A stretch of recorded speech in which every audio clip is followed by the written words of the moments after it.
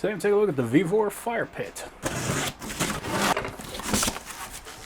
Looks like it comes with a little rudimentary poker. We got our instructions. And we have got our fire pit. Okay, so the first thing I noticed is that you can see these little holes in here. That means this goes into the category of a smokeless fire pit. Now, no smokeless fire pits are completely smokeless. All it does is it reburns the smoke that's coming up, and that makes for a much more efficient burn. So instead of getting the white smoke that you normally get out of a bonfire, you'll be getting what's more like a black smoke and much less of it, so it's not going to be sticking to your clothes and making you smell like smoke. So smokeless fire pit is definitely the way to go if you're going to be going for a fire pit. That's nice. So we actually have a cleaning tray in the bottom. Quite often you just have to take the whole thing and dump it out.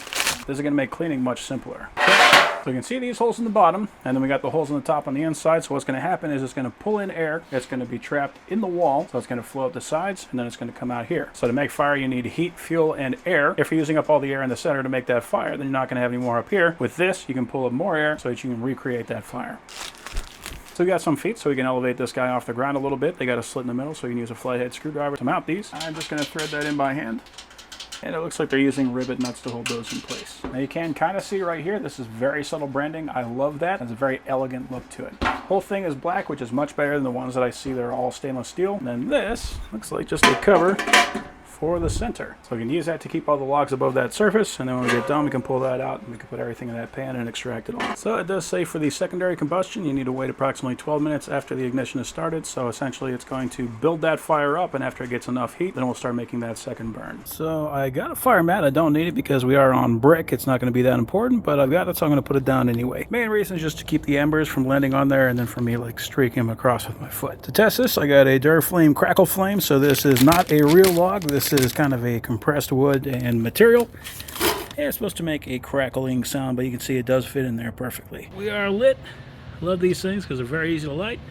We'll let that thing burn for a little bit and we'll come back to it. So we can see there is still definitely some smoke coming off of there, but it is not that white smoke that's like completely in your face. It's more of a black smoke, which is a lot more tolerable. And you can see now, and this didn't take very long at all. This only took like 5 minutes. And we have got all the way around the outside that second burn going on.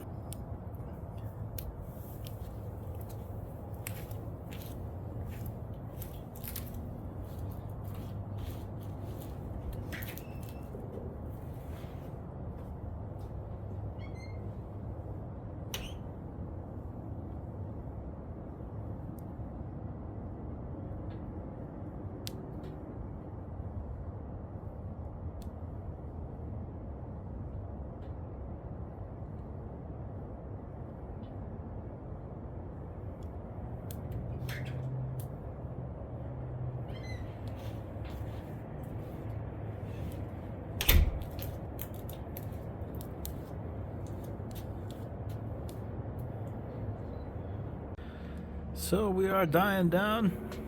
Don't see any warping anywhere. So that is good and important. And I kind of like a little colored texture that it's got on that metal as well. Makes it look a little bit more uniform to that black wall. So overall, that is a very cool fire pit.